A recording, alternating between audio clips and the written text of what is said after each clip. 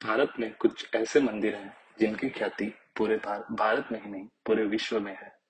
ऐसा ही एक मंदिर उड़ीसा के पुरी शहर में स्थित जगन्नाथ पुरी का है। इस मंदिर का प्रमाण सबसे पहले महाभारत के वन पर्व में मिलता है, जिसके अनुसार एक दिन मालवा के तेजस्वी राजा इंद्रद्युम्न के सपने में भगवान जगन्नाथ आए। सपने में भगवान जगन्नाथ इंद्रद्युम्न से कहते हैं कि नीलांचल पर्वत की एक गुफा में मेरी एक मूर्ति है, उसे नील माधव कहते हैं। तुम एक मंदिर बनवाकर उसमें मेरी यह मूर्ति स्थापित कर दो। अगले ही दिन राजा ने अपने करीबी ब्राह्मण विद्यापति को सैनिकों के साथ हिमाचल पर्वत भेज दिया। विद्यापति ने सुन रखा था कि सबर कबीले के लोग नील माधव की पूजा करते हैं और उन्होंने अपने देवी देवता की इस मूर्ति को नीलांचल पर्वत की गुफा में छुपा रखा है। वह यह भी जानता था कि सबर कबीले का मुखिया विश्वासु नील माधव का उपासक है। उसी ने मूर्ति को गुफा में छुपा रखा है और वह आसानी से मूर्ति राजा को नहीं सौंपेगा। चतुर विद्यापति मुखिया की बेटी से विवाह कर लेते हैं और अतः वह अपनी पत्नी की सहायता से गुफा तक पहुंच जाते हैं और मूर्ति चुरा कर राजा इंद्रद्युम्न को सौंप देते हैं। जब विश्वासु को यह पता चलता है कि उसके आराध्य देव की मूर्ति चोरी हो चुकी है, तो वह बहुत दुखी होता है। अपने परम भक्त को दुखी देखकर भगवान भी दुखी हो गए और मूर्ति के रूप में वापस गुफा में लौट आए।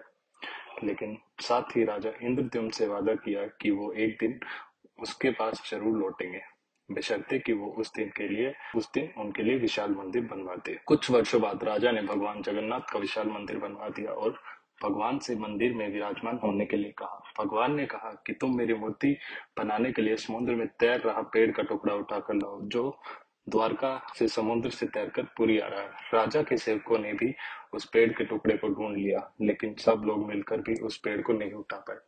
तब राजा को समझ आ गया कि इस समस्या में नील माधव के अनन्य भक्त सबर कबीले के मुखिया विश्वासु की सहायता लेनी पड़ेगी। सब उस वक्त हैरान रह गए जब विश्वासु अकेले ही भारी भरकम लकड़ी को उठाकर मंदिर तक ले आए। इसके बाद बारी आई लकड़ी से भगवान की मूर्ति करने की, लेकिन नगर के सभी कारीगरों की लाख कोशिश के बाद भी वह लकड़ी को कोई तराश नहीं पाया। इसके बाद एक बूढ़े कारीगर के वेश में भगवान विश्वकर्मा प्रकट हुए और राजा के समक्ष आकर वह मूर्ति बना तो सकते हैं, लेकिन उनकी एक शर्त है कि उन्होंने अपनी शर्त रखी कि 21 दिवस तक वह मूर्ति बनाने का कार्य करेंगे। मूर्ति बनाने के दौरान उनके समीप कोई नहीं आना चाहिए। राजा ने भी यह शर्त मान ली। इसके बाद बंद कमरे में लोगों को आरी, चैनी, हथौड़ी की आवाज आती रही। इसी बीच राजा की पत्नी गुडीचा भी बंद कमरे के निकट पहुंची, लेकिन गुडीचा को कोई आवाज नहीं सुनाई दी। उनको यह आशंका हुई कि कारीगर मर तो नहीं गया। रानी ने यह वृत्तांत राजा को सुनाया। अंदर से कोई आवाज सुनाई नहीं दे रही, तो राजा को भी ऐसा ही लगा। सभी शर्तों और चेतावनियों को दरकिनार करते हुए राजा ने कमरे का दरवाजा खोलने का आदेश दिया। जैसे ही कमरे का द्वार खोला गया, वहां कोई मौजूद नहीं था। वहीं से 3 अधूरी मूर्तियां पड़ी मिली। भगवान नील माधव और उनके छोटे भाई और छोटे छोटे हाथ बने थे, लेकिन उनकी टांगे नहीं थी, जबकि सुभद्रा के हाथ पांव बनाए ही नहीं।